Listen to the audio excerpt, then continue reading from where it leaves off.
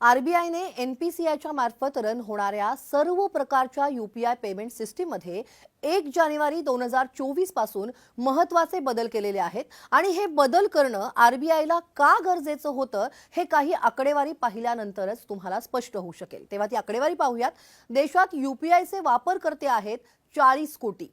2023 या वर्षामध्ये नोव्हेंबर पर्यंत यूपीआयच्या माध्यमातून झालेली जी ट्रान्झॅक्शन होती ती होती 11 बिलियन। यूपीआय द्वारे 2023 या वर्षात झालेले जे व्यवहार होते ते होते 16 लाख कोटी रुपयांच्या पेक्षा जास्त आणि 2023 या वर्षात यूपीआय द्वारे सायबर गुन्ह्यांमध्ये चोरी झालेली जी रक्कम होती ती होती 30,000 करोड रुपये। तेव्हा येत्या 3 वर्षांमध्ये यूपीआयचा जो अपेक्षित वापर आहे तो होऊ शकतो असा अंदाज वर्तवण्यात आलाय, तो आहे 100 बिलियन ट्रान्झॅक्शन्स। आता या सगळ्या आकड्यांवरून तुम्हाला कळलं असेलच की सायबर गुन्हेगारांकडून यूपीआयच्या द्वारे केल्या जाणाऱ्या फसवणुकीची जी रक्कम आहे ती खूप मोठी आहे आणि त्यामुळे सुरक्षेच्या कारणास्तव आरबीआयने हे बदल केलेले आहेत। ते नेमके कोणते बदल आहेत ते आपण पाहूयात। नंबर 1, जर आपण GPay, PhonePe, Paytm, Bhim app हे यूपीआय पेमेंट फोन मध्ये जर का तुम्ही जर ॲप इन्स्टॉल केलेले असतील आणि जानेवारी ते डिसेंबर 2023 या 1 वर्षाच्या काळात ज्या ॲपचा जर एकदाही तुम्ही वापर केला नसेल तर 1 जानेवारी 2024 पासून ती ॲप ब्लॉक करून सुरक्षिततेच्या कारणास्तव सस्पेंड केली जातील। नंबर 2, पेमेंट लिमिट म्हणजे डेली पेमेंट लिमिट जास्तीत जास्त 1 लाख रुपये आता असणार आहे। हा महत्त्वाचा बदल असणार आहे।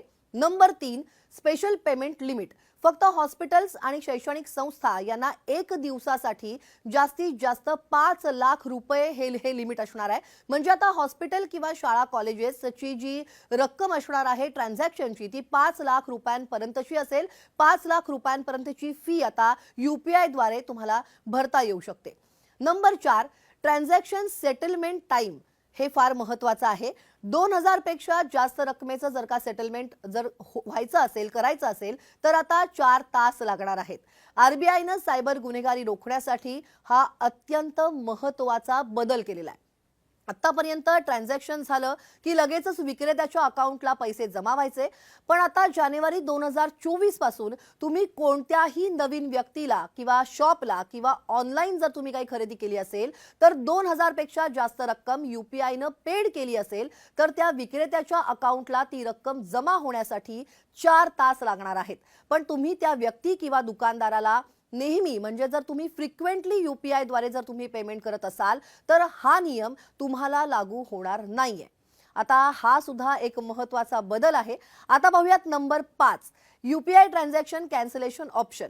इथून पुढे यूपीआय द्वारे नवीन व्यक्ती किंवा दुकानदाराला किंवा ऑनलाईन पेमेंट जर तुम्ही केलं तर 4 तासाच्या आत तुम्ही ते ट्रान्झॅक्शन कॅन्सल करू शकणार आहात आणि असं कॅन्सल केलेल्या ट्रान्झॅक्शन पेमेंटचं जे रिव्हर्ट आहे ते रिव्हर्ट होऊन मूळ अकाउंटला जमा होईल आणि असा मोठा जो उपयोग असेल तो सायबर गुन्हेगारांनी चोरलेली रक्कम परत मिळवण्यासाठी होईल किंवा चुकून दुसऱ्याच्या अकाउंटला जर का पैसे गेले असतील तर असं पेमेंट लगेचच परत हे मिळू शकणार आहे। पण याचा एक मोठा तोटा आहे। तो तोटा काय आहे तो मी तुम्हाला सांगते। जर तुम्ही नवीन ठिकाणी 2000 रुपयांपेक्षा जास्त रकमेची यूपीआय द्वारे जर तुम्ही खरेदी केली तर दुकानदार त्या वस्तूची, त्या खरेदी केलेल्या वस्तूची डिलिव्हरी आहे ती 4 तासांनी तुम्हाला देईल, कारण 4 तासात तुम्ही ट्रान्झॅक्शन कॅन्सल करू शकता आणि हे त्यालाही माहिती असेल, त्यामुळे तो रिस्क घेणार नाही।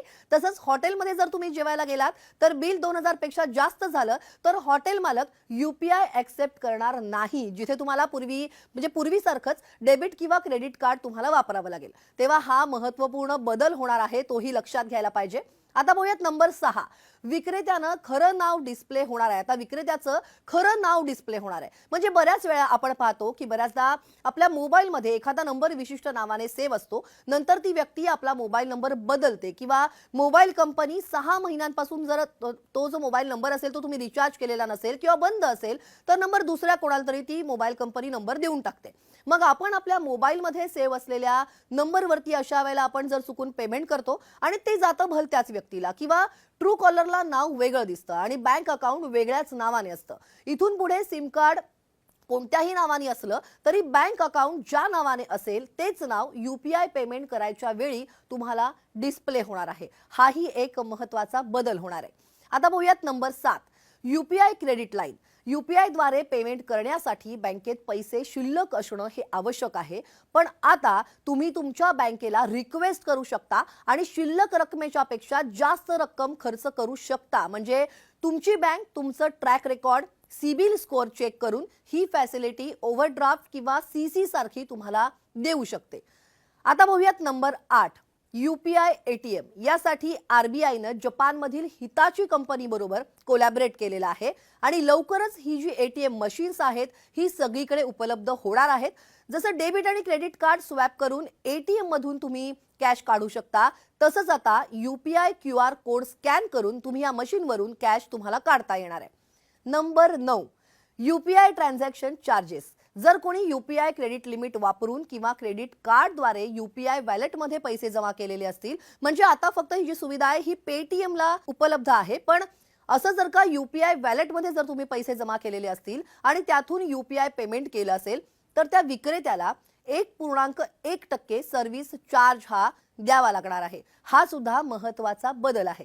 तेव्हा अजूनही काही सर्व्हिसेस प्रस्तावित आहेत. तसंच ह्या UPI सर्व्हिसेसच्या इम्प्लिमेंटिंग मध्ये येणाऱ्या अडचणींचा अभ्यास करून हे नियम NEFT, RTGS या ऑनलाईन पेमेंटसाठी सुद्धा लागू होण्याची शक्यता आहे आणि लवकरच RBIच्या वतीनं त्याबद्दल ऑफिशियल अनाउन्समेंट सुद्धा केल्या जाऊ शकतात. तेव्हा हे महत्त्वपूर्ण बदल 1 जानेवारीपासून होणार आहेत, 1 जानेवारी 2024 पासून होणार आहेत आणि ही माहिती जी आहे ती तुम्हाला नक्की उपयोगी पडेल. ही माहिती तुम्हाला कशी वाटली ते कमेंटमध्ये सांगायला विसरू नका आणि हा व्हिडिओ जास्तीत जास्त शेअर करा.